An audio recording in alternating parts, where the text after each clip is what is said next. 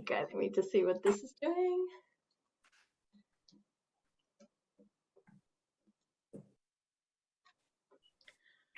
Okay, so, whoop, got it. Meeting's being live streamed. Oh, yay, it says we're going live. Okay, fantastic. Okay, great. So, let's just give it a few moments. Cool. I'm going to see if I can do this and have like the messages and chats and stuff up while we're chatting. I've got it open on my phone, so if you can't, I've got it. Oh, cool. Awesome. I've got it. Great. So I'm just going to say hello and like we'll start. Cool.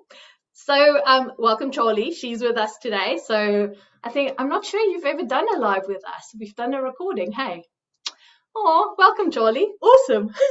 Well, that just put the fear of God in me. I didn't realise that until this exact moment. Thinking away. Awesome. Well, I'm really happy you're here. So it's really cool. So we thought we'd do something a little bit different because we are meeting on 8/8. So on Lionsgate, there will be another meditation. So this month we wanted to get together and basically just give you guys an idea of like what's happening at the moment. What is this like special time everyone keeps on talking about? Like, what is it all about? All of that. So we wanted to get together and give you a bit of our perspective on things, how we're feeling at the moment, what's happening, and answer some questions from the people in our community as well that they've been giving us as well. So I just wanted to quickly say, let everyone say hello. So Charlie, do your hello. That's my hello. Hello. Welcome. Karen. Welcome. Come on down. Hello, everyone. Welcome to the live, Charlie. And hello, Michaela, as well. Michaela's just posted that she's watching us. So hello, Michaela. Hello.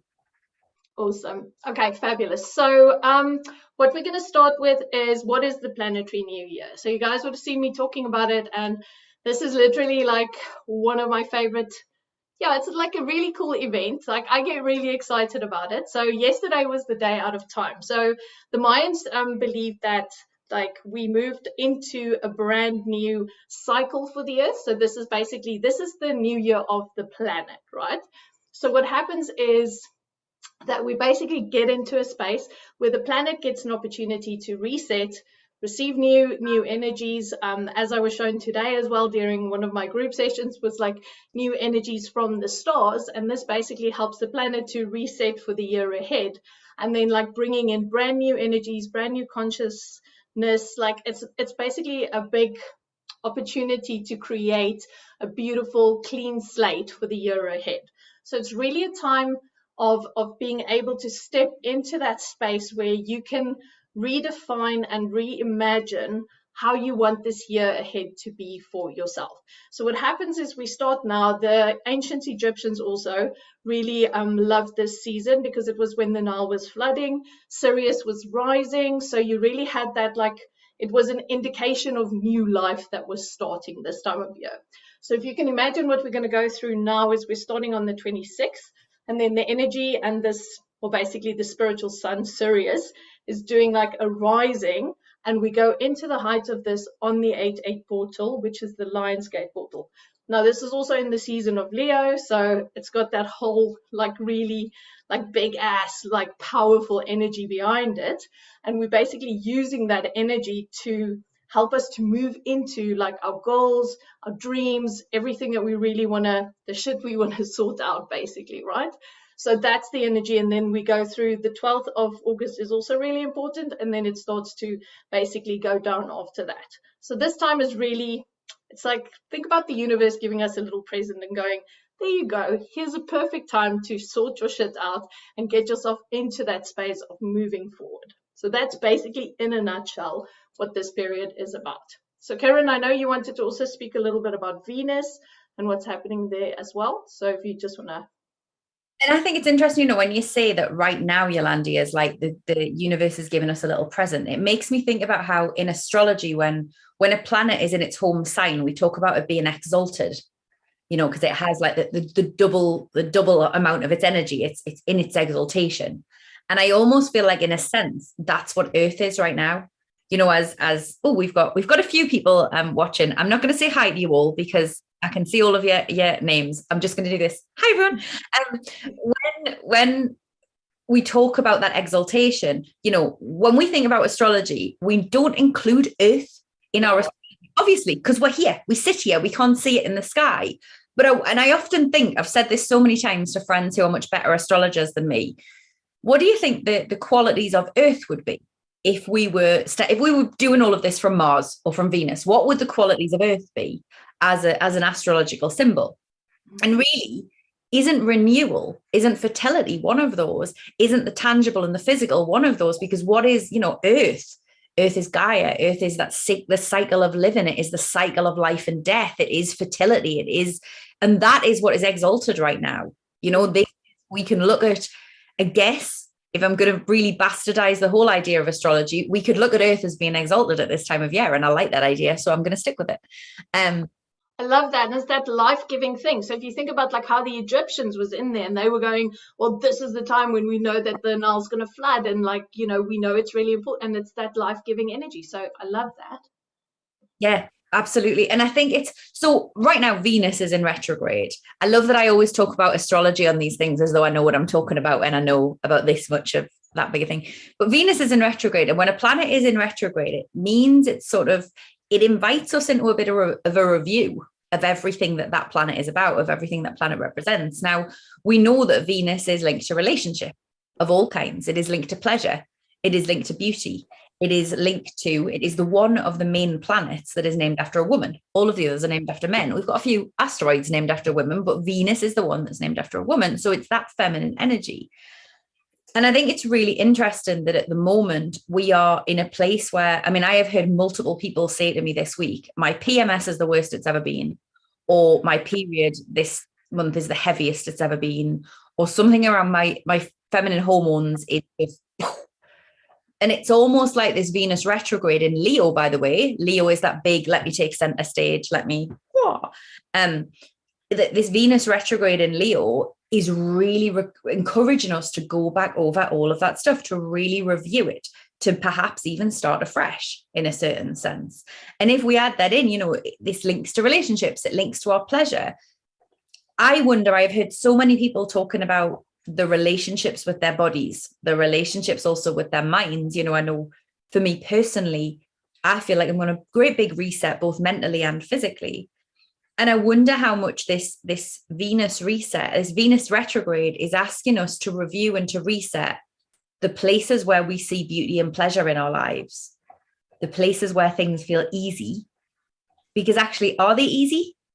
Or are they the things that we do that actually take us out of harmony with our divine flow and into a place of numbness, into a place of pleasure instead of actual pleasure? Wow. Feel as though we're all being asked to step back and think about that. What is my divine plan? What is it who am I? What am I here for? And how many of the things that I say, oh, it makes me happy. Oh yeah, this is just easy. This is beautiful. This is pleasurable. I do this because everybody else wants me to, and so on and so forth, are actually taking me away from that divine plan and into a place of, well, not my Venus energy being center stage in Leo. Sure. It's like truth is like woven in there, right? Like my authentic truth, my authentic pleasure. Like, ooh, okay, I'm gonna have to sit with that, baby, because I didn't even think about that. I'm like, shit, like, what does that really mean for me? So that's beautiful. Thank you. Sure. Charlie, moons. Okay, so we are approaching a supermoon on the 1st of August, I think. And this is the first of 4. For me, what came up this morning when I sat and had a quick mull over what we were going to chat about tonight, I think it's super important to acknowledge our emotions. However, I don't know if any of you have ever read Atlas of the Heart by Brené Brown, but she talks about the average human only being aware of 3 emotions, when in fact there are 87. So the average human is only aware of happy, sad, angry, which is fine. However, they are multifaceted and they have layers and stories behind them. So I think it's super important for us to start looking over the next couple of months about why we are feeling a certain way. I think we're probably going to see a lot of people losing control, maybe, of their emotions. So I say this with love, but the people that aren't aware of them or aren't willing to explore them. So I think we need to highlight that this is going to build, because a supermoon is when the moon is stronger, in a sense. So that is going to affect our emotions. So I think my reminder would be kind of just sit with your emotions. Maybe don't act so quickly, because I think this is something that we are seeing now, and it's just going to build.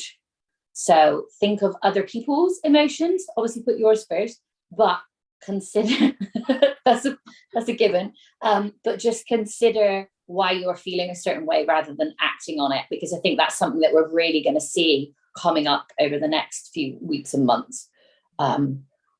So I think that would be my main highlight for what's happening at the moment. It's like the door is opening.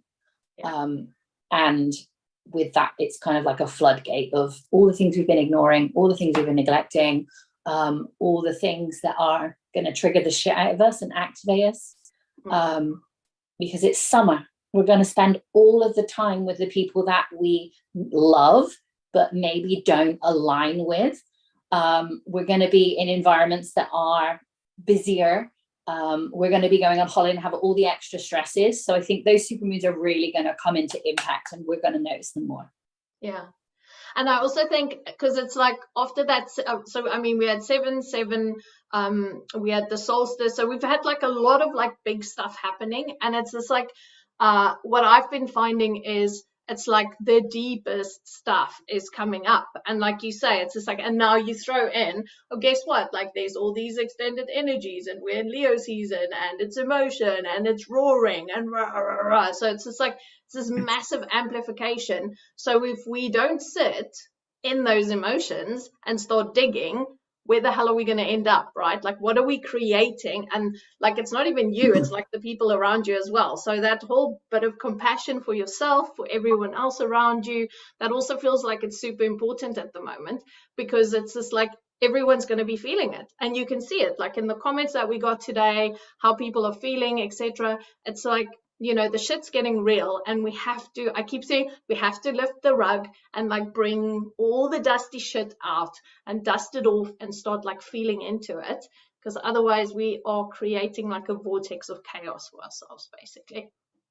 Yeah, it's planetary new year, isn't it? It's a fresh, clean start. So if you want to carry around all the junk and you want to drag around that heavy suitcase, then so be it. But you're technically making it more complicated and an unenjoyable journey for yourself. Yeah. Yolandi, Michaela has asked what happens on the 12th of August. So that is another part of the important date. So it's basically there's like another energy portal that's going to be going on then. So like once we've opened up the energy of like Sirius and like really working with it, it's another like an amplification of that energy. So think about like between those 6 days, between the 12th and the 8th, like really working with the star energies. So that came through a lot for me today, because we were working with the Mayan energies in my circle, and it's like the star energies that's coming through now, that's being granted, that's being like shared, the codes that's coming through and everything in that like 6-day period. It's like, it's almost like it's supercharged. Okay, so that's like basically you need to look out in that space. What are you receiving? Really working with star energies. The one thing that was really important today when I worked with the Mayan energies is they were very, very adamant with me that I needed to have my earth star fully rooted. So even though I was going up, so I worked with the pyramid energies of the Mayans, and I was going up, I was like fully, like they kept on saying to me, keep your tail in the ground, keep your tail in the ground. So I was literally like little anchor in there. So it's really important when you're going to be working with those star energies in that super powerful period, that you are grounded as fuck, basically, because otherwise you're not going to get the full potential of it. And that cleansing and clearing energies that's coming through, you're not going to be able to take advantage of it. Okay. And I want to say, I just did a little Google while I'm listening here, because I want to say also August the 13th is what's called Venus. Chani Nicholas, who's always my go-to astrologer, calls it Casimir, but it's basically when Venus is right on top of the sun. So Venus will be together. So when you think about the sun as being that Leonine energy, which, you know, Sirius and the sun have a lot in common in that sense. When you think about everything we're talking about, those two energies are coming really tight together. Not a kick in the butt off the time that you're talking about, Yolandi. Yeah, so just to end it off like really nicely. The other thing I also wanted to bring up was Chiron went retrograde this week as well. So Chiron is obviously, for those of you don't know, it's the wounded healer. Okay, so I found it really interesting because a lot of the stuff that's been coming up for me is also linked to the wounded healer in terms of like, you know, wanting to save the world and all that bullshit that we want to do when you a light worker. And I'm here to, like, you know, make everything better, blah, blah, blah. So all your shadows around that like healer energy, that wounded healer energy, that's also going to really be amplified at the moment. So I just feel like for me personally, it's been really, really important to get clear on my intentions for my work, and to understand that it's not about saving anyone, but it's about like sharing our messages, sharing our light. So just be very aware of your shadows around being a healer or any of those things about like savior complex, all that like stuff that I know so well. And it's just like, it's really important just to be in that space of really understanding your intentions as a healer, and like, what is it why are you showing up here? What is it that you want to do? How do you want to serve, but not in a way that violates your boundaries or disconnects you from your light more. Okay, so I just wanted to bring that up as well. And I think that service piece that you mentioned, especially, you know, if we consider that not that long ago, the lunar nodes shifted sign as well. And so Chiron, I believe, correct me if I'm wrong, is retrograde in Aries. At the same time, we've just had a shift of the North Node to Aries. Now, your North Node is where we're heading. The North Node is, if you imagine it as an arrow, the North Node is the front part of the arrow that is firing us forward. And so at this point in time, we have that arrow of our whole world, of where we're headed, pushing us forward.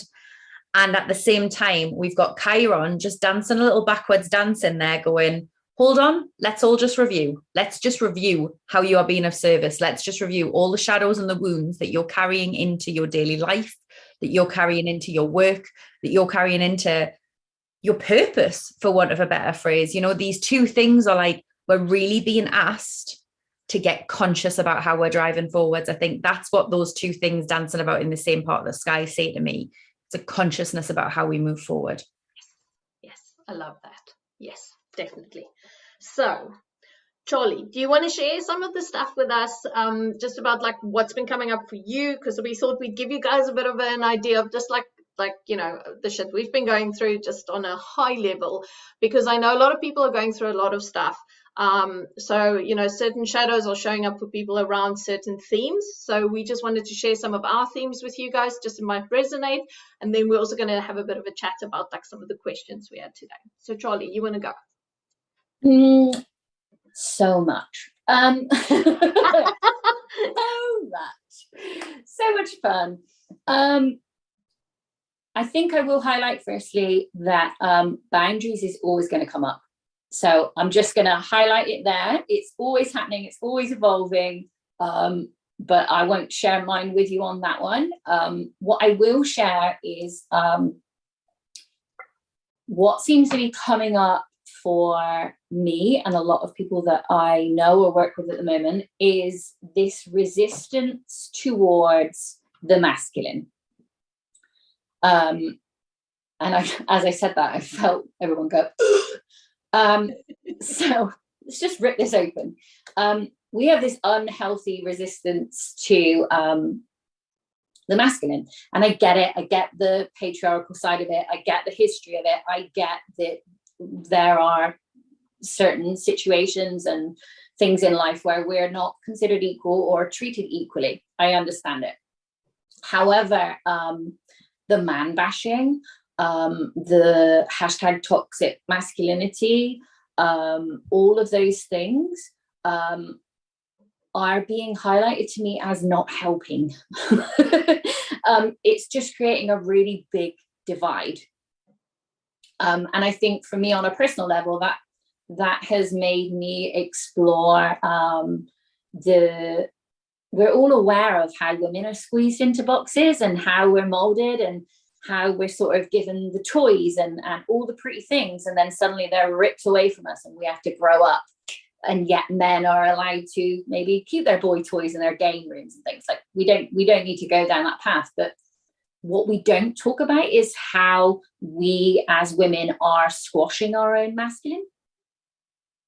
So I think what's coming up for me at the moment is balancing my masculine and my feminine, which means a lot of boundaries, a lot of looking at my relationships with other women, with other men, how I interact with my son, what my husband is coming up against every day as a man, the presumptions and the pressures that we place on men, and also this internal friction we have between our masculine and our feminine, because society is quite happy to box us and label us at the moment.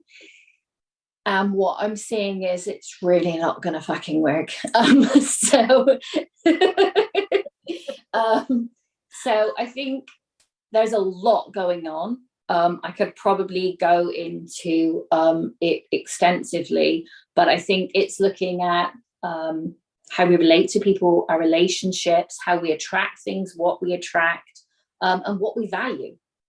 Like what I value as a soul in the body of a woman, or however I want to look at it, with masculine traits and personalities and feminine traits and personalities and actions and so on. So I think it's complex. I still haven't cracked it. I'd love to tell you I had. So that's what I'm working with, I think, at the moment. And some vertigo. So if anyone else is having vertigo, I am. I can't tell you why. That's me. Okay, so I think the masculine thing feels really important, and that balancing like the male and the female energies, like it's just it's like, isn't that what we're working towards, right? Like it just feels like it's such a theme this year, and it's just like, for me it keeps coming up. So I'm with you, like that masculine side has also been like it's just a minefield, isn't it? And there's so much resistance in it, whether we're aware of it or not. Yeah, there are women that are like, I'm not talking about this, I'm not doing it. We've talked about men, we've had the men's stories, we've had his story for centuries. I get it, but by doing that, we are then quashing men, and then that is just making the whole process and this whole equality journey twice as hard.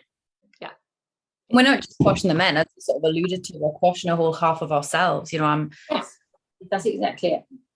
I'm studying this at the moment. I'm writing a dissertation on this at the moment. And as I'm doing the interviews, I had a beautiful conversation the other day with someone who said, I've come to realize since I've started working deeply with my inner masculine, that as long as I didn't trust the masculine, full stop, that meant that I didn't trust half of me.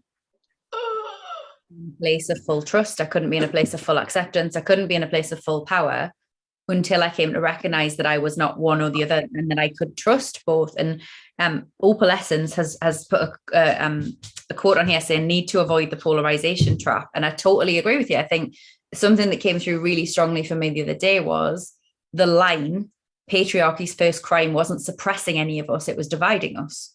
Yeah.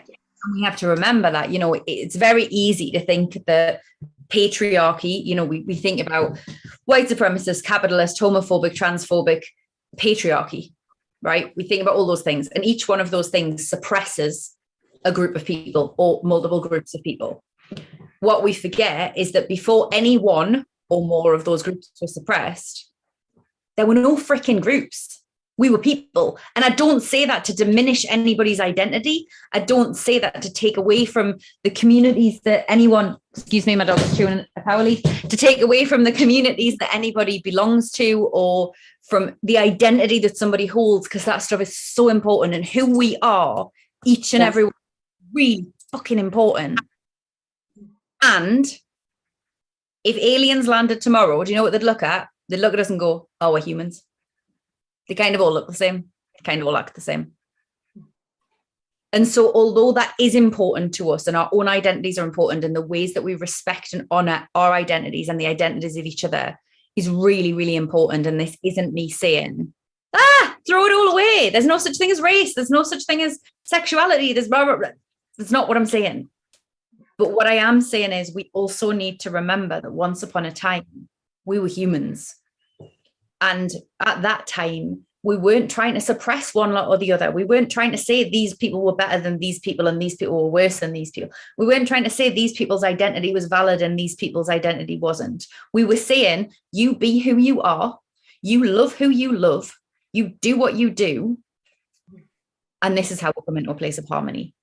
And if you ask me where we are coming back to, where we are working our way back to, slowly, is a place where you can be who you are, you can love who you love, you can do what you do, and all of it, none of that is suppressed, because all of it is honored, all of it is respected, and all of it is beautiful.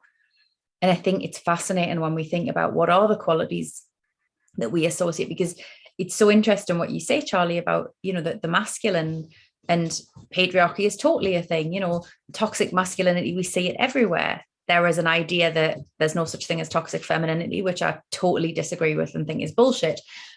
But where there is a toxicity, there is also a healthy, and we need to come back to a place of remembering what the healthy masculinity is. Yolandi, are you still sitting with your head tilted and a really cool look on your face, or have you frozen? Oh no, it's just on my screen. Me too. You're loading live on YouTube, but on mine and Charlie's screen, it is.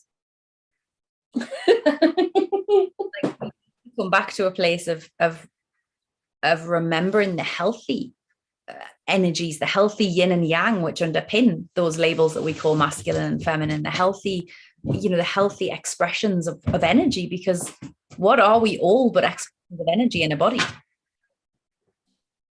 Mic drop from Ceryn. Mic drop from Yolandi, because she's just vanished.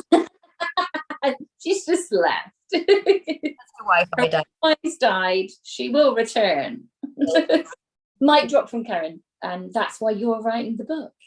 But I think this is a thing, isn't it? So for you know, as we continue this, focus on integration, inclusion, wholeness, unity at individual and collective levels. Absolutely that's what it's all about. It's about reconnecting with all the different parts of ourselves so that we can integrate them. And you know, that integration is not going to happen overnight.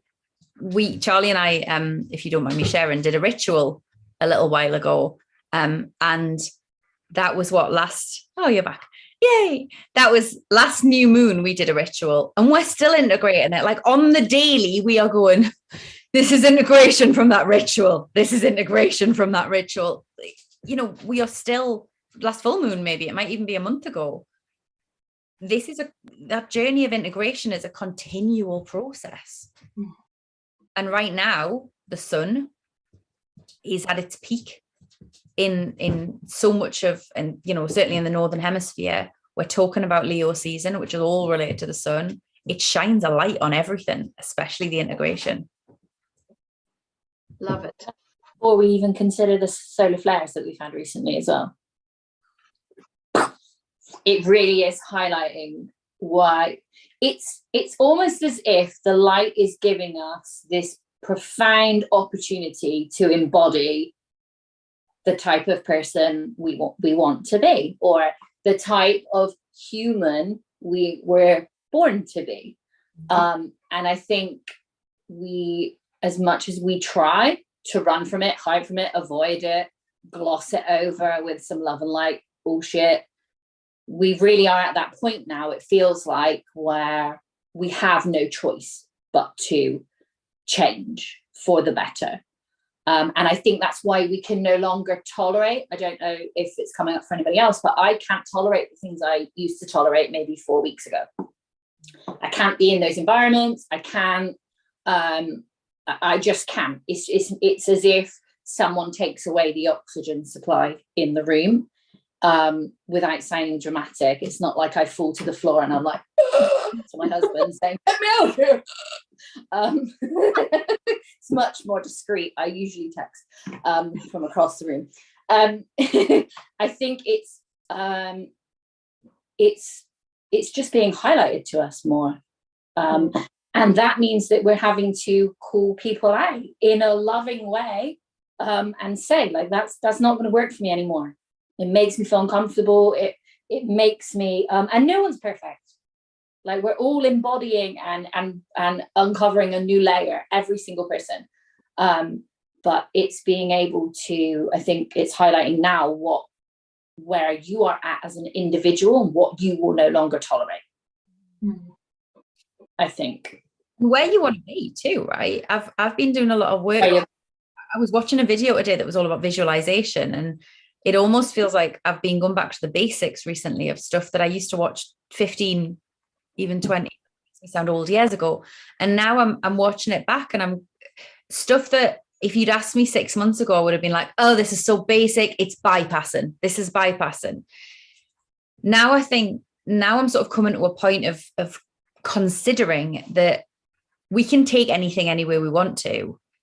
If we sit with these basic things and roll our sleeves up and wade on into them, they don't have to necessarily be bypassed. And if we look at them and what they actually mean, look at how they feel for us, like try to understand them more deeply. And I think that there's a big piece for me about, I was pondering today, if I visualize where I want to be, if I visualize the things I want to, the person I want to be, the life I want to live, one, how does that look? But two, how do I get myself to a place of believing that that's possible? Because it is, look at all of it, to go really low of attraction, cheesy with you. Look at all the things in life now that once upon a time you were like, oh, I wish I could have that. I wish I could be that. I wish I could do that. Because we all have them, from the tiny things to the big things. And actually, I think as we look at it with this refreshed energy, everything, we need to start asking ourselves, well, where there are blockages within the ways that we are looking at this stuff, how can I look at it from a different perspective? How can I turn it in a way that isn't just love and light, that is the depths, that is really powerful, and that feels maybe a little bit different, but that feels more aligned to us? And don't you think that's because we're coming from a different energy now? Like, we are in a space where our consciousness has shifted so much that we approach these things, even though, like they're ancient stuff, like, right, like all these laws and like meditation and blah, blah, blah, all these things, right? It's just like, it's like we come from a different space. So we have more power. We come from a place of power to implement those things now, where before we didn't believe in ourselves, we didn't trust ourselves, we didn't feel as much as we feel right now. So that's a big difference. And therefore, like, our perspective changes, because I keep on going, like, I need to revisit stuff. I need to relook at this. I need to understand this again. And even when I did the chakra course for the people, it was like, my guides get back to basics. But how are we looking at basics now? And that's the beauty. That's where that ancient, deeper wisdom comes in, because we were looking there. And like you say, now we're diving deep, deep, deep. And that's what the 7 years is also about, going underground. That's what our planetary year is about as well. So, yeah. And it makes me think about, I keep saying, and we've been joking a lot recently, I keep seeing this word feral everywhere. And we've been joking about this between the three of us often. I keep saying, as you have seen from the chaos she's causing, when I keep having to get up or have a dog butt in my face, my puppy is, whenever people ask me about her, I'm like, oh, when she's good, she's really good. When she's bad, she's feral. And a friend said to me the other day, well, isn't that all of us? And I was like, yeah, I suppose. And then I was reading a piece where someone said, what is feral? But feral is what happens when you're the opposite to domesticated.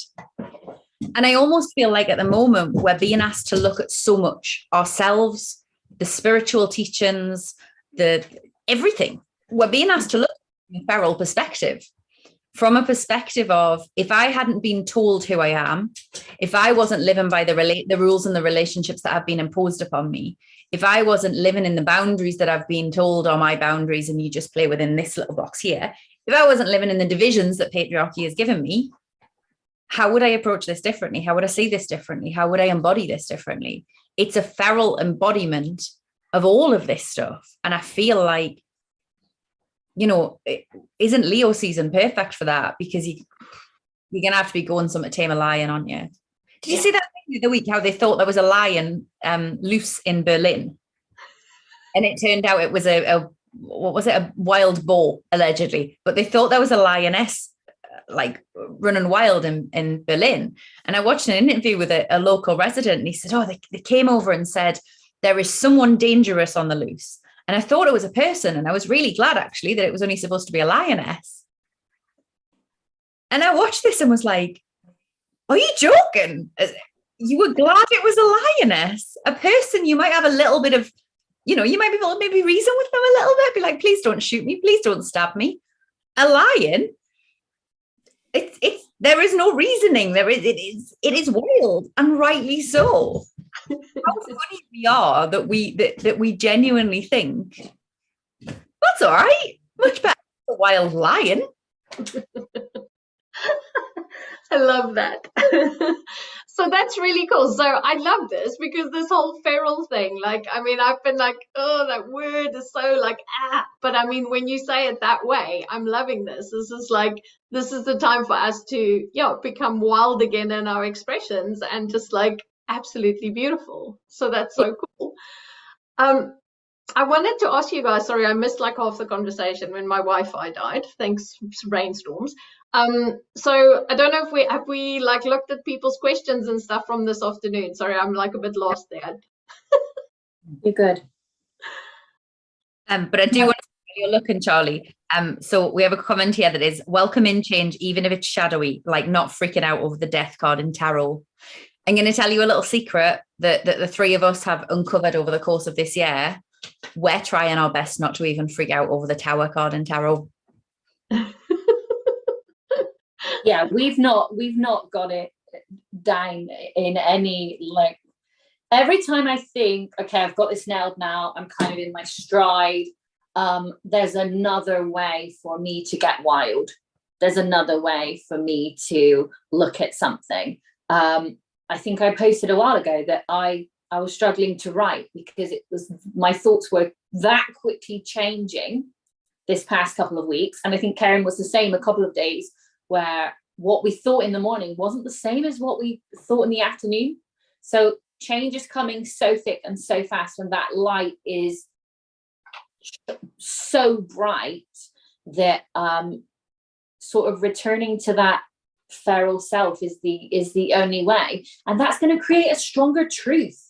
That's going to give you such a strong foundation in yourself that you're gonna have no issue with standing in any room and roaring if that is what needs to be done. Yeah.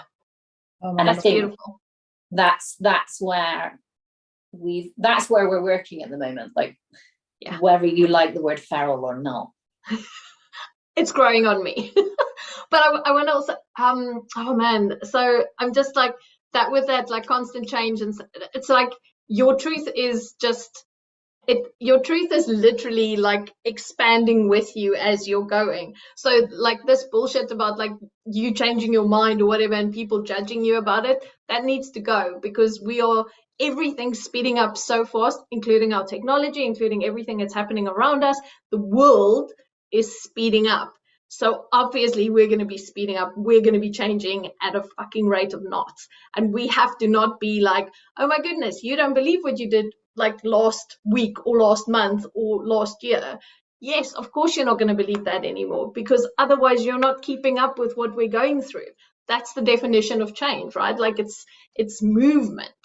So and not honoring that in yourself, but honoring it in other people. So if you're seeing a post on social media, I might post something, Yolly might, someone we collectively know might on a Monday. They might not think the same on a Wednesday. So don't let it eat you up for 3 days, because it's certainly not eating them up. And it's certainly not, like, I think we need to stop deleting these things. Yeah. And literally start showing the change, showing up in that change and going, today I think this. And if it changes tomorrow, go live and go, I was wrong. Now I think this. because it's not going to slow down. Yeah. It's just going to get quicker. So we need to lead by example, in that sense, and stop sort of glossing it over and waiting until it's all in this neat, pretty, well presented, filtered box, because that's not how this new paradigm is going to work. It's not. We work, is it? Like, it's not how, you know, we have this hashtag authenticity, which is this idea of what authenticity should be, what it is when we are being authentic. And even that is bullshit, because the whole point of authenticity is that we're all different. After having a whole rant before about how we're all the same underneath it all, also we're all different. Each and every one of us is different. And, you know, to your point before, Charlie, God, there are so many times recently where I feel like I've been 10 different people before breakfast. And every one of them is still me. And yet every one of them is a different facet of me. And you know what? Excuse the noise. We're living in this timeline where it's almost, sorry, hashtag authentic. Real life. Hashtag authentic feral. Hashtag feral. We're living on this timeline where we are a timeline of integration and of, I think it was Michaela said earlier, surrender is the thing. We're living in this timeline of surrender and of integration, which means that we are changing constantly, and our authenticity is changing constantly, and we are embodying a different facet of our being every day, every hour, sometimes every minute. And we got two choices with that. We can try and stay absolutely wedded to who we think we are, to who our mothers think we are, to who our partners think we are, to who our friends think we are. And in doing that, we stop the flow. We prevent the flow from moving, or we can just pick our feet up and go with the current. And sometimes that's what we have to do. And I think this is another thing, right? Like a lot of the people in the comments spoke about overwhelm.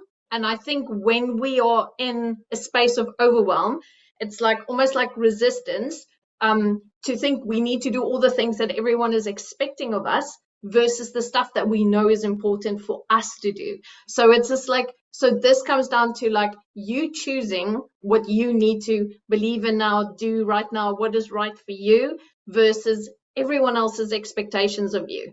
And I think for me personally, that I know that's where my overwhelm comes, is when I'm not being true to myself, when I'm not riding my wave and I'm trying to fucking put everyone else's shit into my little stream and trying to help and save and make sure everyone else is okay, instead of focusing on my wave, my stream, where I'm going. So it feels like, you know, the more real I am, the less I need to get overwhelmed, the more I can focus on me and what I really need. So that's just my 2 cents, just to tie that in there.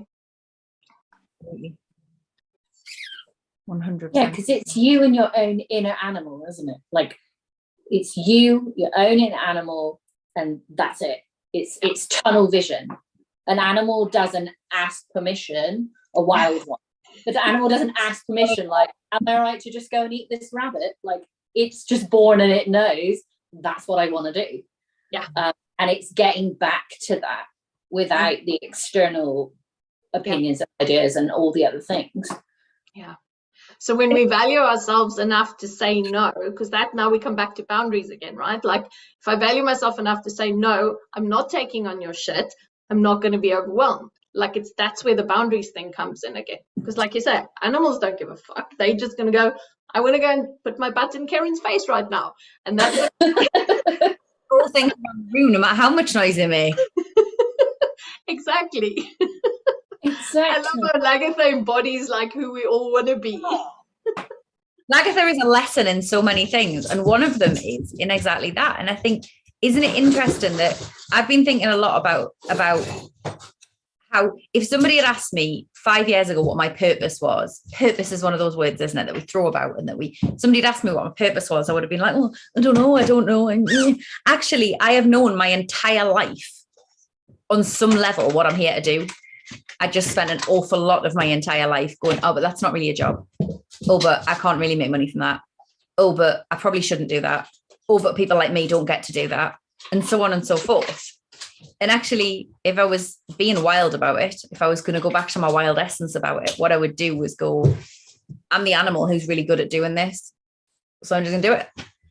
No one's going to stop me doing it because it's where I thrive. It's where I roll. It's where I go and do it. And Opal Essence has commented on the video to say that the news has just come in that Sinead O'Connor's passed away. I think, isn't Sinead O'Connor a perfect example of being wild and being feral, unapologetically so, like unapologetically being herself. What an incredible legacy, what an incredible way that she brought that to this earth. And as I said that, there's just a great big crow just going like that across my window. Oof. Yeah. Wow. Sure. Sorry, I'm just gonna have a moment. I think you were on a YouTube live, Yolandi, when Dolores O'Riordan died too, right? We have this. Oh yeah. Who is another one of those women who fiercely and unapologetically shared her voice and shared what she thought at a time when the country that both of them came from was kind of coming down on them with some very patriarchal thinking, I suppose. Yeah, sure. I love that because she was literally like my embodiment in high school. Like she was everything we all wanted to be. So it's she really was wild. Yeah. She was so wild. And like I can't compare my wildness to Ceryn's or to yours, because everybody's wild is going to be different. Yeah. And we don't need to understand it. I just need to honor it. That's your wild, that's your thing. That's cool. Yeah, sure. Oh, so I guess the theme for the next month is like, let's be wild as fuck and just like do what we need to do, right? I mean, that's what this is going to be about. It's going to be a wild ride. But make sure you do it in your own stream, I guess. Just to make sure you do this, because there's so much amazing beauty. And I just think I keep being pulled back to that beauty thing that you mentioned earlier as well. It's just like that, like Venus is here to teach us all that. So like bring that all back and inspire people to that. So. And bring it back into your body.